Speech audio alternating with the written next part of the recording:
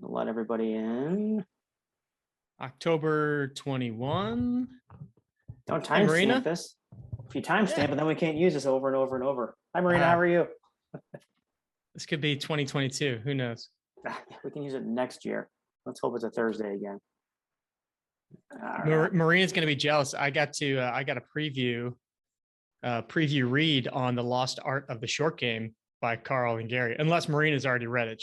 She's on the inside, so she might I already. got it, Jeff. I got it already. Oh, I knew you would In have. October. I already read a third of it. It's good, isn't it? It's very good. It's like all their books. It's Yeah. phenomenal. It's so different than any other golf book. Just they bring it such a different mentality to the way that they teach, the approach, the mindset of the way that they coach.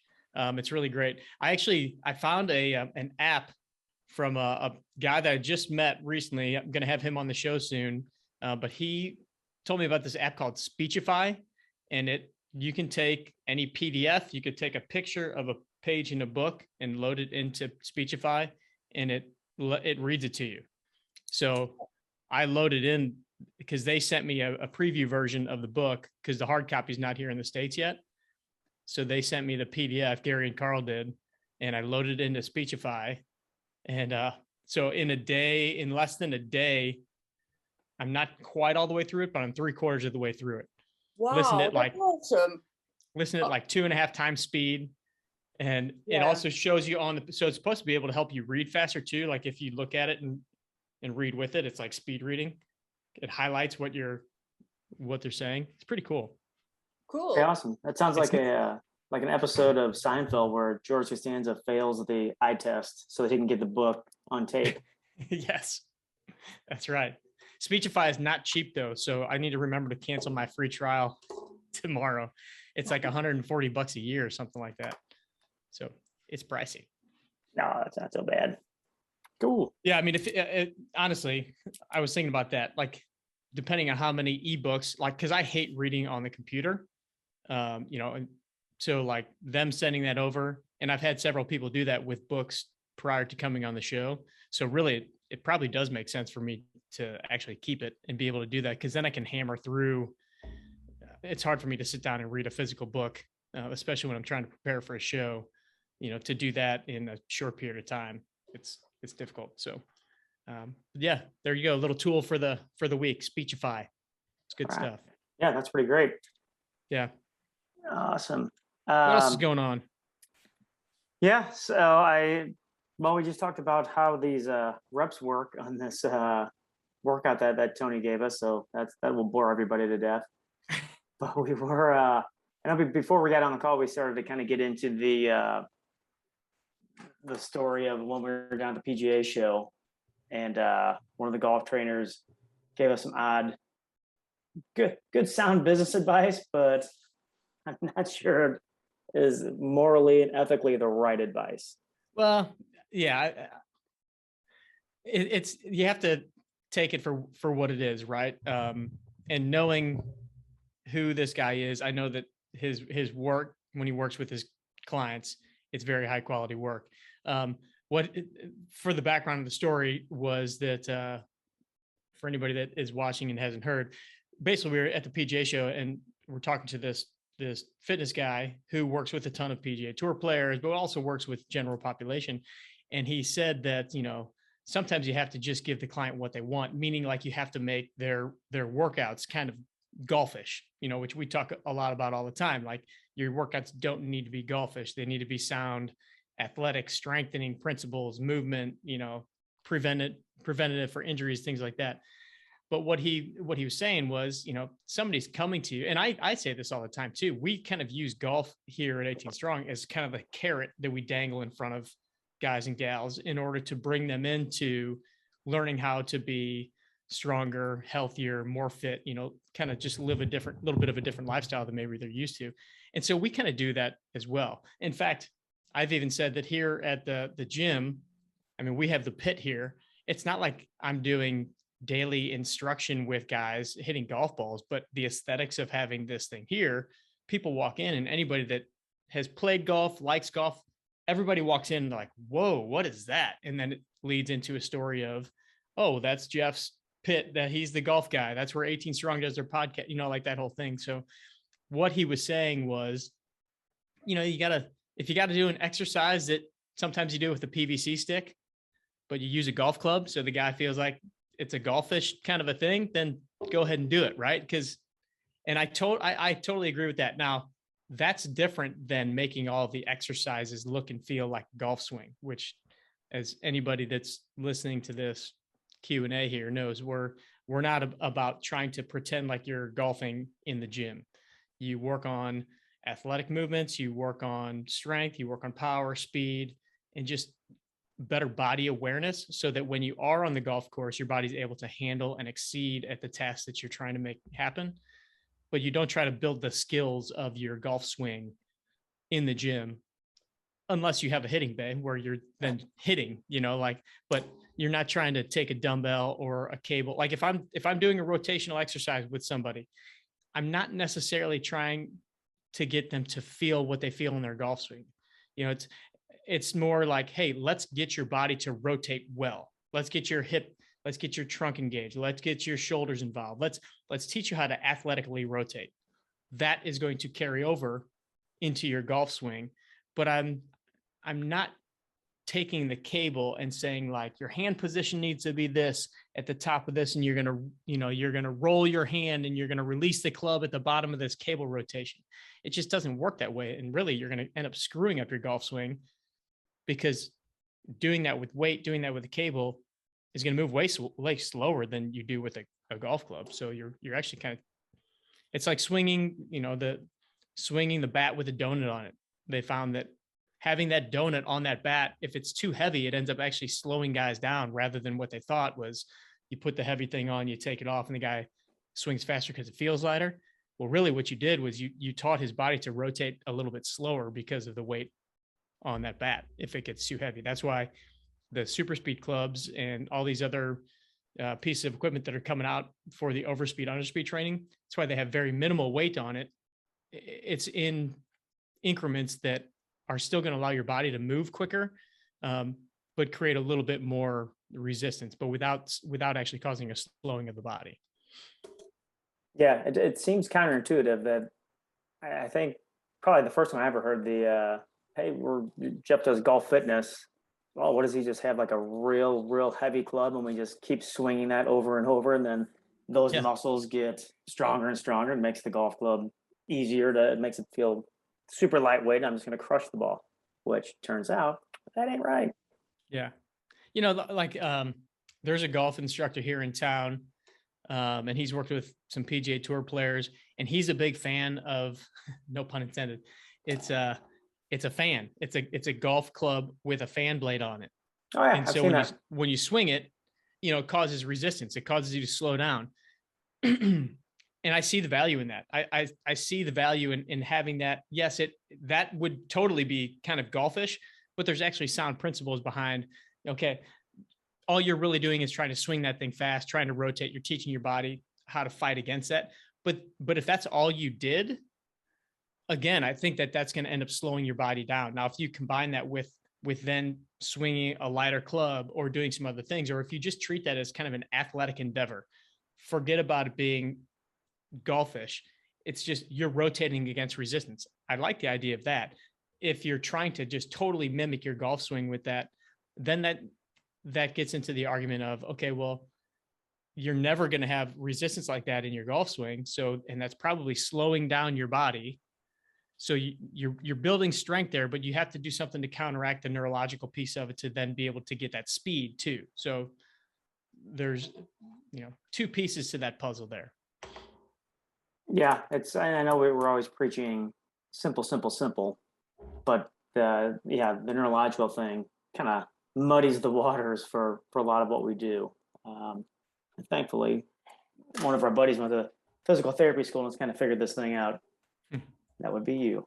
Oh, how about that? You look at something like the Orange Whip too, which we love. The Orange Whip, very, very golfy, but in the right uses, right? Like I love to use that to warm up. I love for people to kind of feel the sequencing of that of that and then hit some balls with that. But still, that's not the only thing that if we only swung the orange whip, I really don't think that it would really improve the speed of your swing because it's so heavy. So it's going to end up slowing you down a little bit. So that's where you have to have other things that are going to kind of tackle some of the other pieces, the speed piece, the just general strength piece. You're not going to gain all the strength that you need to swing a golf club by swinging an orange whip.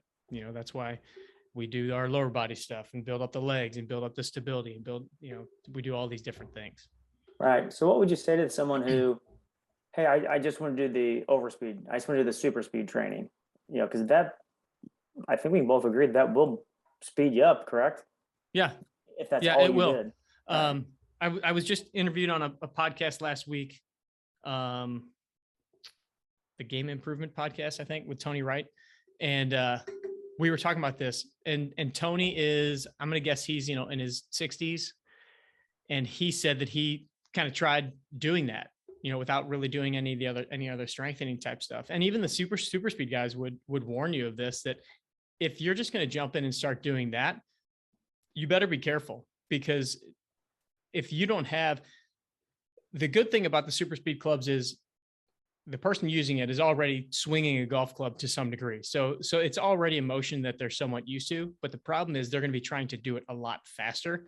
And so if they don't have some stability, if they don't have, if they're just a little deconditioned, we've all pulled a muscle doing something way less aggressive than super speed clubs. So you just have to be careful with that. But would they speed up? As long as they don't hurt themselves, yes, they would. But that's why we always say, you gotta build some foundational strength. You got to be doing some other things to make sure that just the body's moving properly, the shoulders, the trunk, the hips, the ankles, all of those things are prepared for you to start going all out. Because the true benefit from the super speed clubs comes from you having the high intensity or high intent of going with intensity and with speed. So to get the full benefit, you really kind of got to get after it. But to get after it, you got to be careful that you don't hurt yourself too. So it's a very fine line there. Yeah. That's cool. I love those super speed clubs. Those things are magical. Yeah, there's so many of those things coming on the market now. But I mean, super speed is, they're like the Kleenex of although unfortunately there's one that I just got an email about, and I always call those things the speed sticks. I just have always called them the speed sticks. This new product is called Speed Sticks, and I think trademarked Speed Sticks. So I gotta kind of watch how I pronounce it, because obviously we love our guys over at Super Speed. But this one was different. This one actually, I think you take off the head of your regular driver or hybrid and put the weight on there, so you don't have to. It seems a little labor intensive to me, but you're carrying less stuff. So everybody's trying to find a new way to figure out how to tap into that market, which I think is really funny, because the original guy that started this whole thing, I don't think he's capitalized on it at all. His name is Tom House. He's the one that we all learned from in TPI, in the TPI seminars about overspeed, underspeed training. He was doing heavy and light baseball throws with like some very high level pitchers, like Hall of Fame pitchers. I think he worked with Tom Brady, Drew Brees, like all these guys, and was doing, throws with heavy balls, light balls, medium balls. And then he's the one that kind of taught us, hey, you could do this with your golf clubs and just flip your driver over and, swing your driver upside down. So that's really where we got our initial overspeed protocol, was from Tom House. And then Kyle and Mike from Super Speed were smart enough to say, hey, why don't we actually make a real product and we'll sell a gazillion of them? And they have. Now they have. So slightly off topic, have they created like the weighted footballs or weighted baseballs with that same principle? That's a good question. I know that I'm pretty sure there are baseballs. I don't think Mike and Kyle and Super Speed, they did that with baseball bats. Okay, and then I've got tennis now that they're starting to kind of roll on. Tennis and racket stuff. I'm sure they're going to go into pickleball, with that being, I don't know that speed is necessarily as I don't know. I've never really watched competitive pickleball. I guess speed would be something that people would be interested in there too. But yeah, I don't know. Well, come over to our driveway. You'll see some competitive pickleball. and I hear Kendra's got your number. So she Wha- says. So she One says. time, and there was not a paddle toss either after she beat me. Slipped out of my hand in the neighbor's yard. That's right. I heard about the paddle throw. Toss. I mean, slip. Oh no, it was a full Yeah. blown throw. Let's not kid ourselves. Oh, I I've lost it. never seen you throw a golf club, but to hear that you threw a Yeah. pickleball paddle is pretty Well, comical Now after losing to your wife. she's never beat me at golf, so we'll see what happens then. Yeah, that's true. I think She I'm could pretty have the one safe. day that I saw you. Nah, that one day was pretty That god one day. awful. Awesome. What else we got? That was good. I've got some questions on here. One from I don't know how you pronounce Marina, I believe that's how it's pronounced. Yeah, unless you've got something to go on, the questions kind of lead us down the path. Well, let's do Marina's question. Then I have a couple things that I wanted to talk about, just things that I'm reading and learning, and kind of continued conversations from things that we talked about last week with the Wim Hof and the ice baths and stuff like that. I'm actually going through his fundamentals course. I'm due for my physical therapy continuing education stuff next year, so I'm going through his course to hopefully the credits actually will fill what I need. But yeah, so I've learned a little bit more over the last week, and as we go on, I'm going to learn some more about the true physiology of this stuff. But let's go with Marina's question first, and then I'll talk about a few things. Okay, good. Yeah, because I want to hear more about that stuff too, and how you're doing it. So why do this Marina? You can stop me. So I've got two questions. I may have screwed up the names. So the first question is, why do I get cramps in my hamstrings when I do certain mobility stretches, and what can I do to prevent that? Is that you, Marina? Yep, that's me. Yes. Okay. Okay. So, the first thing when people think cramps, they always think dehydration. And that's kind of the first place to look, is just, are you hydrating well? I assume you probably are, Marina. I kind of know that you're pretty darn diligent with all the stuff that you're doing. But for anyone else listening, making sure that you're getting proper amounts of water, and then even in your water, every now and then sprinkle like some Himalayan sea salt or something like that, or use a product like a Live Pure, where it's going to get you the electrolytes that you need. Can't remember who I was just listening to the other day, but they said that, really the wintertime, when it starts to get cold, is when people sneakily start to suffer from dehydration more so than when it's hot out. And it's because we don't necessarily really pay attention to it, because we're not sweating. We're not, it's less at the top of our mind of hydrating. And so people end up really becoming more dehydrated in the wintertime. And you may not even really notice it as much, because maybe you're not exerting yourself as much. So it's just kind of more of that underlying dehydration, where you're just not providing your body what it needs for the day. And so I could definitely see that people's cramping could increase over the winter time when doing, a workout or something like that, just because you're not hydrating as much. So that's where something like adding a little sea salt to your water, and just a little pinch, it shouldn't make your water taste salty, but doing that. We are huge proponents of doing a big glass of lemon water in the morning, or I know that Ryan fasts through the morning. So before he eats, doing a big glass of lemon water when he's ready to break his fast. I have a mason jar that's, I think it's 24 ounces. And that's the first thing that I drink in the morning before I do my coffee, before I do anything, is get the lemon water in. And then of course, Live Pure, you go to livepure.com, shameless plug, get your 20% off code, or use 15% off with the code 18 strong. But using their hydrate products, they taste good, and I like having them just for in the gym or whatever. They're easy to travel with too. But if it's not hydration, then there could be some supplementation things that you could end up doing that might help. And that would be magnesium and potassium.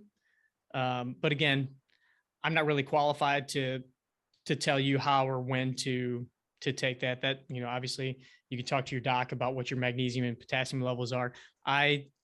When I have it in stock, I take magnesium pretty much every night. Helps the muscles relax. It actually helps with sleep too. But then as far as in the mobility exercises, and this is a great topic, cramping when you're in a mobility exercise or when you're putting yourself in a position that's uncomfortable and all of a sudden you feel that seizing up. If you know that it's not a dehydration issue, which many times, like I'll be working with somebody out in the gym here and we'll just get in a spot that they're not used to, or like the 90-90 position and their hip starts cramping up. I know that that's not a dehydration issue. I know that that's a deconditioned issue. So their muscles that are meant to hold that position aren't quite ready to work in that spot in order to hold that muscle there. So I'm trying to think of what a good, Marina, what position would you say you're in when you tend to get these hamstring cramps? It's, for example, the hip rotation that we do in the, mobility one. Like Just the standing, the standing. So sometimes that one, and then in yoga, sometimes from the lunges, when we do a lunge, and then we pull one of the legs behind us. We call it pull the cat's tail, and that can be really harsh on my hamstrings. So I just wondered whether what I'm doing wrong. I haven't got enough strengthening my muscles. Maybe I don't know. Or so that warm enough, are you saying? So that's exactly the case. And the cat's tail, is that what it was? The cat's holding a cat's tail. Yeah. So that's a perfect example. And if you guys can picture it, I'm gonna guess it's like you kind of grabbing behind you and grabbing your foot and pulling that way. Okay. Even just doing that, I'm kind of pulling my leg up and I can feel my hamstring is really tight there.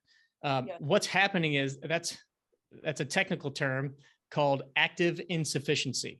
So when you are actively getting your muscle to the shortest place, or passively, it would be if I'm just pulling, I'm not yet holding my muscle yet. If I'm just holding it there, the hamstrings are in as short of a position as they possibly can be, right? That's a really, really hard place to hold your hamstring because we're never there. So our muscles aren't really very strong there. It would be the same as if I'm right here and I'm flexing my bicep and I'm going this way. So as I squeeze as hard as I can and then even raise my arm up, I'm now shortening this as much as I can. And most people, if you squeeze hard enough, you'll cause your bicep to cramp. If you squeeze really, really hard in that fully, like even right now, I can start to feel that. So what's happening is your muscle doesn't know what to do. It's confused. So that muscle confusion, all of a sudden, it just kind of starts to freak out and it just starts to grab as hard as you can. Our natural tendency is, oh my gosh, I got to stretch it out. And then we get out of that position. What I want you to do, unfortunately, is try to keep squeezing as hard as you can. And I like to say, eat the cramp. You got to just eat it. Like you just got to sit there and eat it until you either, are crying or it starts to dissipate, or what's going to happen is over the course of time, you're going to get stronger in that position.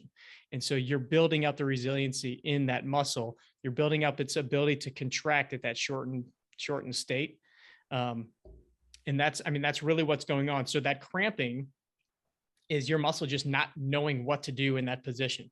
So some people will find that in their hips when they're in the 90-90 position, and they'll immediately like bail out of that position. I would imagine when you get it in that cattail position, you want to just kind of straighten the leg out. Or if we have people doing bridges, a lot of people, when they lift up on their heels, they lift their butt in the air, one hamstring starts to cramp, they immediately drop, straighten the leg out. And I'll tell them, you got to get back in the position and you got to go all the way up and you got to squeeze it and feel it and eat it. And then slowly but surely it's going to get better. It's going to get stronger. And that's true progress. I mean, that's you easily being able to see like, hey, I'm getting stronger doing this, because you'll start to notice that it gets a little bit better. Now, one way that you could train that, and it's brutal, is get in kind of that cattail position. Bring your foot up, bring your foot up as far as you can with your hand, and then try to hold it and even let go with your hand and try to hold in that position, hold for 5 seconds and then grab it again. That would be a good little video for us to eventually do again. Some of those positions, getting you into those end ranges of motion. And really that's some of the best ways to help you prevent injury, because you're getting those, kind of the end range, the shortest position of that muscle, or in other cases, the longest position of a muscle. So great question. Thank you very much. Yeah, Sure. I think that's I'm pretty- sorry. That's the answer, but that's the answer. And we wonder why people don't like their physical therapists. Yeah. It really did take me a while to get over the fact that I had to cause people some serious discomfort early in my career. I mean, I can remember working with, sweet little old ladies with their knee replacements or whatever, and having to inflict like some serious, so here's a good story. We had a high school basketball player that was apparently a very good player, but he tore his ACL and he had surgery, went to another therapist, and just didn't get the right treatment. And so he came to see me, and at the time, my mentor came to see us probably 3 to 4 months out of surgery, maybe even closer to 6 months. And he could only bend his knee to about 90 degrees, which for a high school basketball player, I mean, he needs to be, flexing it all the way back to heel touching the butt. And so we literally had this kid roll up a towel, stick in his mouth, bite on the towel while we bent his leg in the clinic. It was, oh no, it was brutal. Like that wore on me for a while. You really do have to get used to like inflicting pain like that, knowing that the end, justifies the means. But man, I felt so bad for that kid. And I had to do the same thing to like 80-year-old women after their knee replacements, and it's like, oh my gosh. So there is some truth to those statements about the physical terrorists that we are. Oh, that's offside. You can't say that anymore. Yeah. Yeah, you're I hope this doesn't get flagged. Yeah, it's like being a dentist where you have to do all that painful stuff for the better outcome. I had that problem too, Marina, with sometimes doing the ankle circles. The arch in my feet will sometimes, Me too. the arches in my feet will sometimes cramp up. And I always think, I need to eat a banana or whatever. But yeah, I think it is just because the same thing you're both describing, is that as soon as I feel it, I better stop doing that. Yeah. And those are hard. Like I get that very often in the feet, because it's hard to strengthen the feet muscles. Right. And so, Right. And we don't really take time to do that. I mean, if we wanted to put together a program of foot strengthening, we could do that, but it's not really top priority for most people.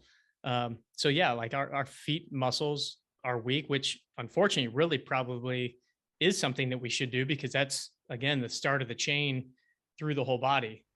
So something to be said about actually putting some time and effort into that. But yeah, that's pretty typical, getting those cramps down there. Yep. All right. Very good. So you wanted to address some of that, some of the cold. Yeah. Some of bath stuff? the Wim Hof stuff. Yeah. So I've been, for the last week now, have been doing my cold showers every morning. So basically at the end of the shower, 30 seconds, just turn the hot off, turn the cold all the way on. Fortunately and unfortunately, I don't think my water gets quite as cold as Wim would prefer it, but it is what it is. But what's cool is I even have my little man, Grant, he's 8 years old. He's doing the same thing. So at the end of his showers now, I'll hear him turn. I thought that he was turning the shower off, and I was like, man, he's still in there. And I walk in, I'm like, are you doing a cold shower? He's like, yeah, I'm on 25 seconds. And so he's doing 30 seconds, turns it off. He's shivering, but he loves it. So that's just kind of fun that we're both doing that. But I have also noticed, and I think part of this is just kind of starting to wrap my head around the fact that cold can be good for you, that my tolerance being outside is already a little bit improved. Like I've gone for a couple runs when it's been a little colder here, just in a short sleeve shirt. And normally that would have, I kind of would have been freezing or out at soccer practice the other night. My hands weren't as bad. But again, it hasn't been super cold here in St. Louis, but it's just, I've noticed it. I don't dread it quite as much, but we were at we have a hot dog roast at my aunt's house every year. And we did it this past Saturday, and my cousin's husband, so Ryan, my cousin Mallory, or her boyfriend, Aaron, he actually has done some Wim Hof training. He went to like a 5-day course, like out on the beaches of North Carolina, like they did Wow. the training in the water. And so it was kind of cool because I've been talking to him about it. And he was there, this was Saturday night, and it got pretty chilly Saturday night. It was probably in the upper 30s. Maybe we had the fire going, and Aaron's he's in shorts and a t-shirt, just hanging out outside. I'm like, man, yeah, not shivering, not, like, it's like, whoa. So it just kind of like opened my eyes a little bit, like, wow, this is pretty interesting, knowing that the training that he's gone through, and just kind of the mentality that he has around it. So that has been pretty cool. The other thing that I've started reading a little bit about, based on the podcast that I listened to, that kind of turned me on to the Wim Hof stuff, but it was on the Ed Milet podcast with a guy named Jason Tebeau, Tebeau. He's from Da Vinci Medical, and he has what he calls the superhuman protocol. And actually I've connected with them, with his company, and when he gets back in the States, he's going to come on the 18 Strong podcast. So that's kind of cool. But he was talking with Ed Milet about this protocol that he has. He's a physician, or I don't know if I think he's maybe a chiropractor, but he does electromagnetic therapy with people, puts them on a PEMF bed, I think it's pulsed electromyographic frequencies. And it basically has to do with sending frequencies through your body to help reduce inflammation. And it's all based on the principles of, have you guys heard of the term grounding or earthing ever? Not outside of like electricity, like when you're grounded, then you get electrocuted if you're hanging onto a telephone wire. So that's exactly the premise of it. Is grounding has to do with you literally touching the ground, you touching the earth, and it grounds your body electrically. So we've got all these electrical frequencies, all these lights and everything. But when you are touching the actual earth, it reduces, like the electricity going through you. Very interesting stuff. So there's a book called Earthing, and there's on YouTube, you can find the Earthing movie. So it's based on this book. The guy that kind of has started this movement, this was, I forget how many years ago, his name is Clint Ober, Ober. And he is the guy that I'm pretty sure in the movie it said he's the guy that developed the modem.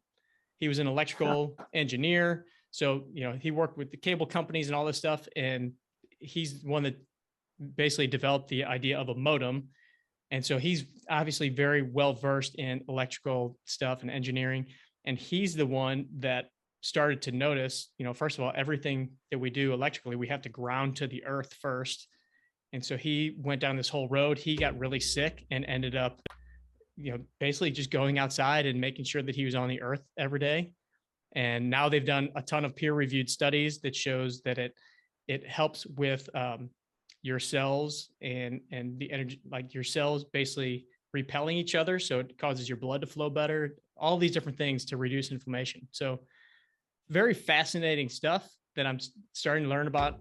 And it's really kind of cool when you see the science, and then you hear a guy like that who has, it all sounds kind of, woo woo stuff, but then you're like, this dude was an electrical engineer and he's the one that figured this out.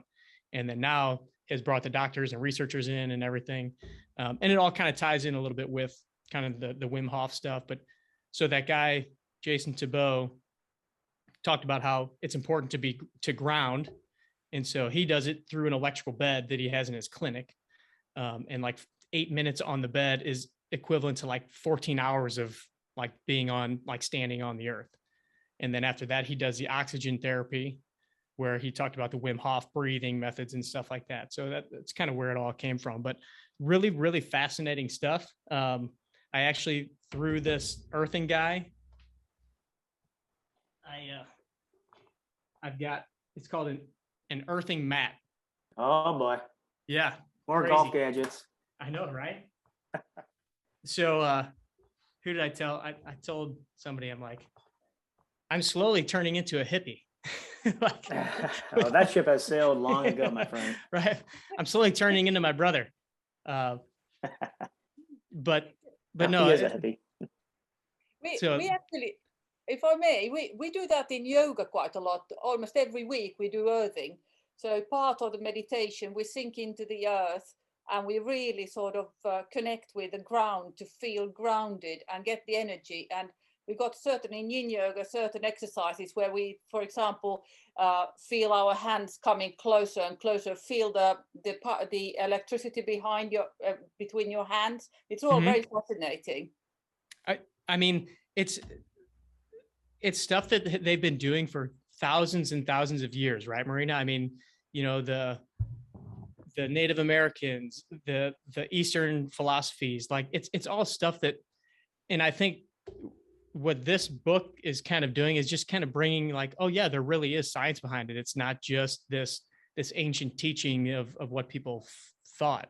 Like there's actually something, a design behind it.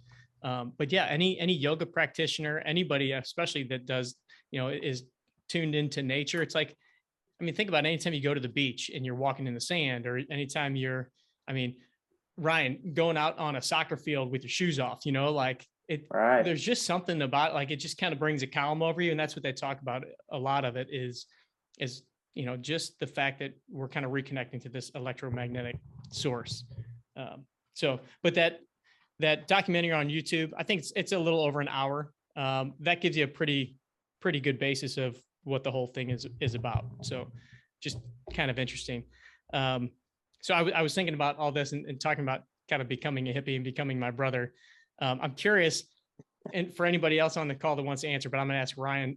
Ryan, what's something that like you believe or do now that 15 years ago you would have made fun of yourself for? Because like this kind of stuff, you know, like, and like if I would have said to myself 15 years ago, like, you're going to be into earthing, you're going to be standing on a grounding mat, you're going to be doing cold showers and drinking non-alcoholic beers, I probably would have been making fun of myself. Oh, 100%. It's easy pickings. I think the list of things that I'm, maybe it just comes with age, just more open to than anything, is vast. You know, it's funny. I've always been, you know, it's weird because now the hippies are the opposite, which is interesting. They're open-minded, but open-minded for a different way. Like the hippies now, I guess not the hippies, but the liberals now, you got to take the vaccine. But like the real hippies are like, no, we want the choice, man. The government can't tell us what to do and all that stuff. And so I think I am more of a hippie at heart. But yeah, like stuff like that, I would have said, you're full of baloney. You know, you're one step away from, you know, lining your house in tinfoil. Tinfoil, yeah. Yeah, I'm like, oh, Bodine has gone off the rails. I'm so glad I hitched my wagon to him in this business because he's losing it, man. But there is a thing. It's like, it's funny. Like Kenner and I have talked about this, you know, ad nauseum, where they're like all these. It's gonna get, and I swear I have not smoked pot, but they're like all these forces in the world that just because we can't measure them with a device doesn't mean that they're not there. Yeah. You know, I mean, if you think about, oh man, I mean, before they invented a temperature, or I'm sorry, a thermometer, it was there, but now we can measure it. So if somebody, you know, even loves like another one, or attraction from one person to another, it's just because we can't see it or measure it. So again, I'm not. I've gone way more hippie than I would have thought. Way more open-minded. Yeah, definitely. Marina, would you care to jump in here too?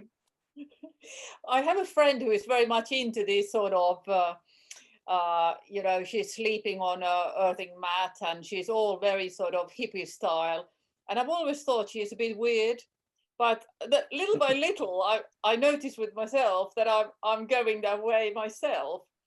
And I just looked at the prices of earthing mats and thought maybe I should invest if you got one as well. Now, are you going to sleep on it as well? Because they say it's good for you to sleep on. So the one that I have, and actually it came in a 2-pack. So I'm gonna keep one at the office, really. So because I'm in here a lot, standing at this desk. So I'll probably keep it in here. I actually went for a run, and when I came back, and it just came today. So this is the first time I've been using it. When I came back, I laid on the ground and did kind of my Egoscue, with my knees up, just kind of resting, and put it on my low back, because every now and then I'll have some low back issues. So I knew I was going to just kind of lay in that position. I can watch golf. I was responding to a couple text messages. And so I just laid with it on my back. It's not big enough for the bed. I mean, I could take it home and put it on, but it's only about not even 30 inches long and 15 inches wide. But I'm going to bring the other one home. My wife often stands at her chest to get ready in the morning and stuff like that. So I'm sure she'll kind of get a kick out of just having it there in the room to be able to stand on. And then who knows, maybe eventually they do sell the bigger bed ones. So we'll see. I'm not really sure I'm ready to sleep on this thing though. It doesn't seem like it'd be that comfortable. What are the advantages meant to be? What is it? It relaxes you, gives you energy, makes the blood flow, or what is it meant to do? Yeah, so it's all really about the electrical charges, I guess, help to reduce the inflammation. So when we the cells in our body, and I'm going to get some of this wrong, I'm sure, but the physiology is that when it's like magnetism. You take two magnets and you try to push them together and they repel each other. That's kind of what it does to our cells. It polarizes them. So like red blood cells won't bind together and clot. They don't clump together. So it allows the blood to move a lot more freely. It allows the cells to basically repel each other and spread out more. So it's a lot more beneficial for your circulation and getting your oxygen to other parts of the body and reducing inflammation. So that's the big thing that they talk about, is just that inflammation is often caused by a lot of that stuff. And by grounding, you're going to allow these frequencies to go through the body that end up polarizing that stuff to help reduce the inflammation. That's really interesting, because it's quite similar to what the Chimera product. I don't know if you have heard about the Chimera brand. The NHL hockey players use this gear, and I got to know it about a year ago, and I actually sleep in it quite often if I have worked hard, or I have some sort of issue somewhere with a tired shoulder or something. And it's all works on infrared technology. So the material in these products makes your blood circulate faster. The recovery is quicker. There's more oxygen in your blood. So today, for example, it was really cold and really strong winds on the golf course. I had Chimera socks on. I had Chimera base layer leggings, my Chimera base layer top that I also work out in. You can work harder in it as well. When you go to the gym, it gives you more power. I had a Chimera fleece. I have my Chimera gloves, and my hand sometimes gets very cold and a little bit achy. And with these gloves on, the blood circulates quicker. How do you spell that? It's Kymira. And the CEO. The logo's on her shirt right now. Oh, is that one of the shirts right there? I mean, the CEO for the company, he's English. He contacted me a year and a half ago and asked if I wanted to be included. And I'm a so-called brand ambassador. And it works wonder. It's like a 15th club in my bag. It gives me energy on the last few holes. And when I sleep in it, the deep sleep is much, much better. So they're writing about it in one of the golfing magazines here now, and they got a medical certificate for it in both in America, Canada, and they've been to the golf shows both in America and here now in England. So I could send you a link to these, to what it is. If you Google it, it comes up. And I got to know it because Carl Morris had the CEO on the podcast, and he's a really interesting chap, this Michael, and you would really be interested in it. So, Okay. and there are a lot of great stories from all the athletes, cyclists, England rugby players. They all use it. I got now Francesco Molinari is using it through a contact through me. So right. he uses it on the flights, for example, when he flies to recover. So it's something that you might want to look into. I can send you the details. It's really interesting. Yeah, so that that superhuman protocol that Jason Tabot that I was talking about, he says that the three components are, he calls it earth, wind, and fire. So earth is the grounding, wind is the oxygen therapy, and then fire is the light and the infrared. And I know that, you know, infrared lighting has become very popular in a lot of the medical clinics as well.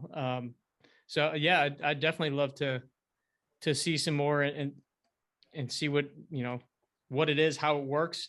Because infrared to me has always been like the light, right? So seeing how they actually bring that technology into clothing is pretty cool. Yeah, I think it's got to be like more.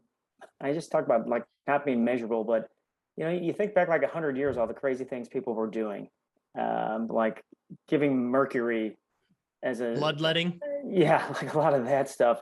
And now, you know, 100 years from now, they're going to be looking back and say they were giving people opium for pain. Of course, they felt great. No, but no wonder everybody became a freaking addict.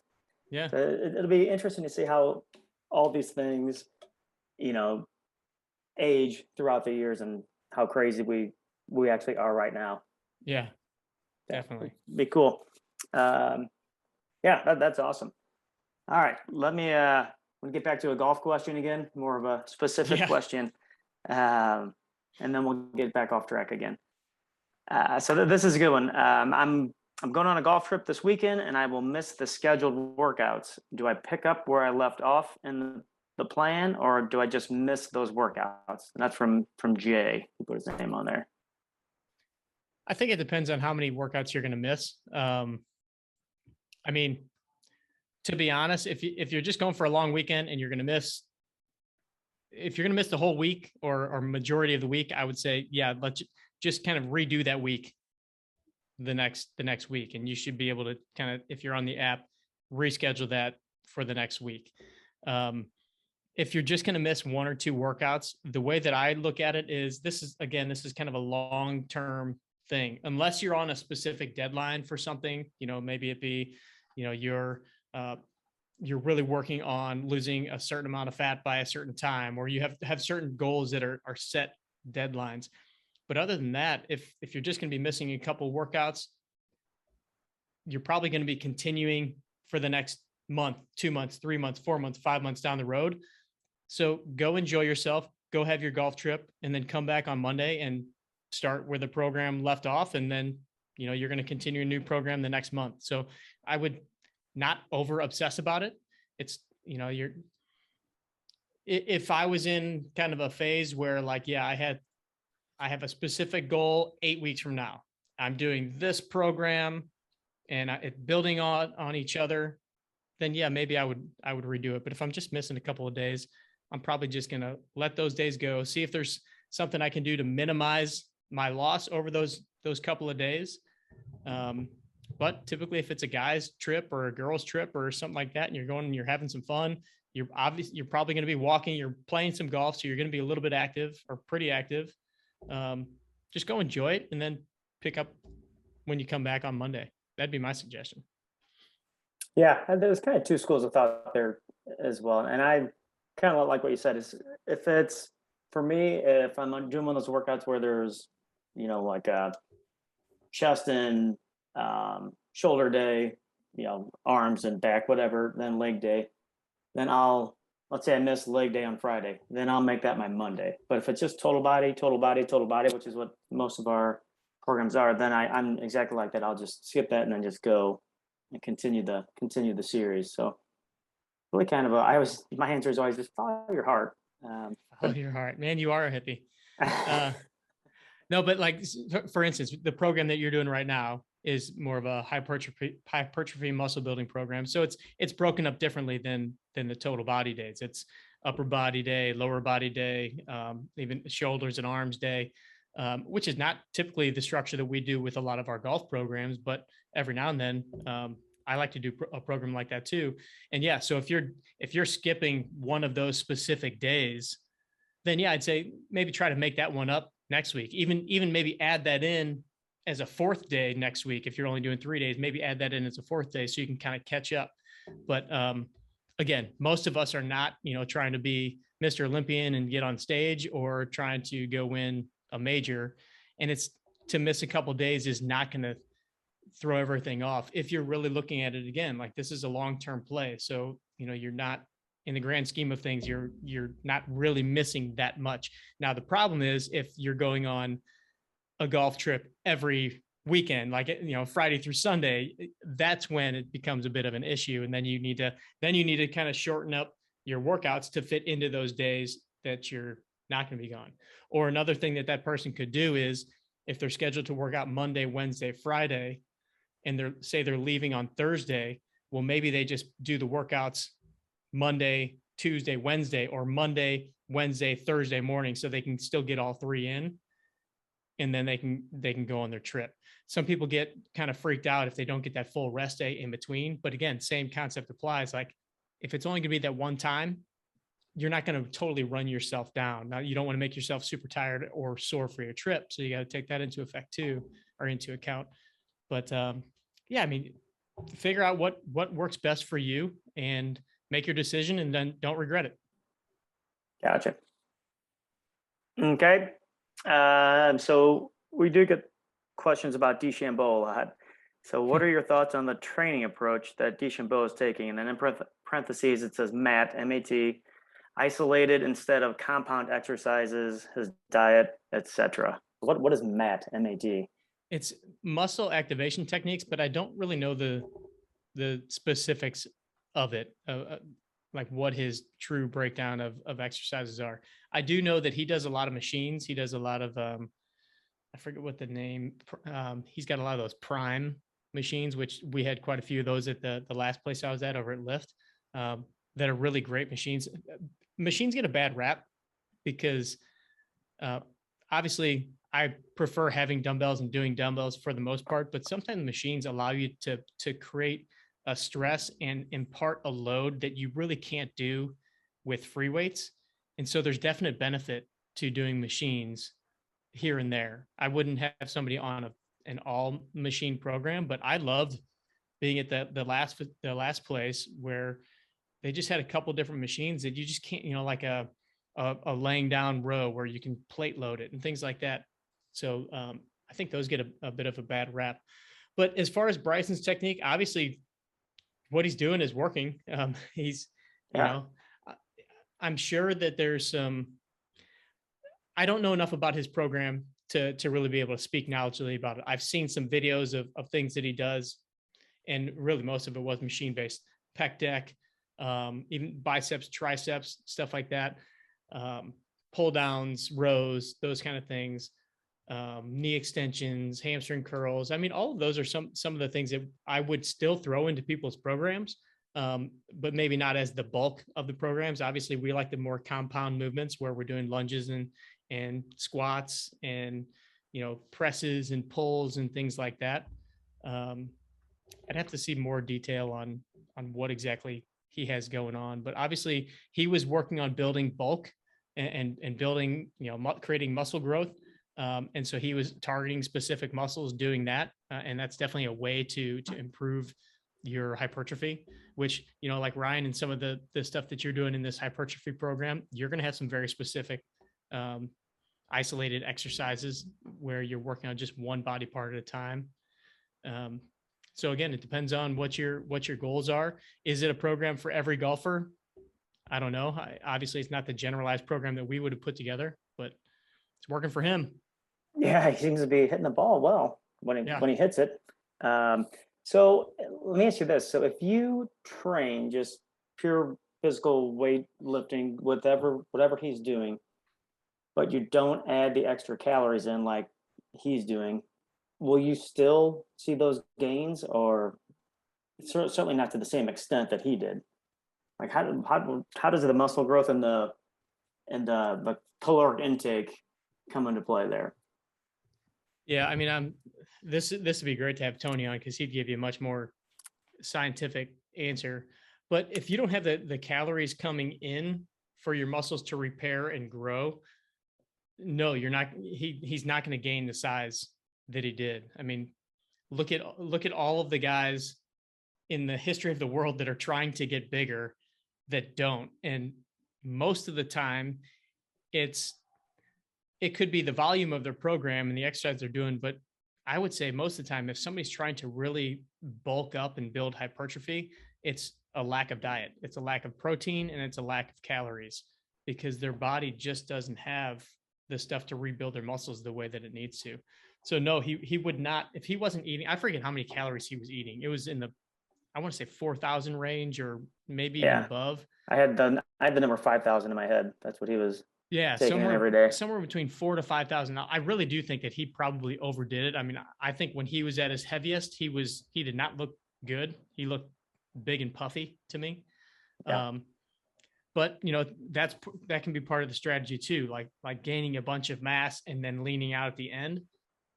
Some people would say do it the other way, start lean and then just build good, pure, solid mass. And to do that, you don't need as many calories. So, you know, you wouldn't need to be up in the 4,000 to 5,000 range, but without a significant increase in your caloric intake, you're not going to gain muscular size. And that you'll see that in every weight room across the country, every high school boy that's trying to gain weight. You know, they try to do it on protein shakes and fast food. But there's I mean, they do that because they got to get those calories in, but again, there's better ways to do it. But yeah, if you don't increase the calories pretty drastically, you're not going to gain that kind of size. Gotcha. And again, that 4,000 to 5,000 calories is very, very hard to maintain, which is why we've seen him drop back down because he's not going to eat like that during the season. Remember, he was during COVID and seclusion. And so probably had a chef cooking his meals and laying out his food, and his job was to eat, to work out, and practice. Yeah, I wonder how many hours a day that guy would work out to go from that to that in such a relatively short period of time. Probably not. I mean, it doesn't mean he has to be working out a lot, because again, he's not trying to burn a bunch of energy. He's trying to create tension in his muscles and build the muscles up. So it's not necessarily that he had to be working out for a super long period of time. He might have even been doing 2-a-day workouts, you know, but probably 2 hours a day, I would assume, because he had the time to do so. And then I would love to see a breakdown of what one of his weeks looked like. You know, when was he practicing? How much was he practicing? That'd be kind of cool to get a breakdown of what he actually did during quarantine, or, you know, when everything was kind of shut down, what his day looked like. Yeah, I bet we could find it online. Yeah, we did watch those weird videos that he did where he those are pretty self-indulgent. Those were strange. Very okay. So if anybody on the call has a question here, the last call on the call for questions. So this is the last question I have for this is how would one go about getting some kind of physical test to find any imbalances or limitations that could be addressed to help with performance in golf? So where do you start to look? We have a very simple assessment that we have online somewhere, right, Rhino? I don't even know if that's still up. Maybe we can put that in the. We can put that when I post this in Facebook. I can throw that link in there if we can find that. Let me find this here. And I know in the Golf Body Blueprint, I think in the Activate program there is a little assessment in there too.